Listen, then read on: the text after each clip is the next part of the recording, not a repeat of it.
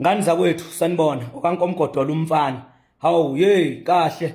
Imeya lapha kwaDukuza uAlingidi uyaphila mfowethu? Ngiyathemba uyaphila. Cha sengizwile indaba ka30 million olahlekile lapho kumasipala kaDukuza. Ngizwile kuthiwa ninyathele ngenyawo le ndaba ukuthi ingaveli ugodole engayitholi na kancane. Sengiyitholile.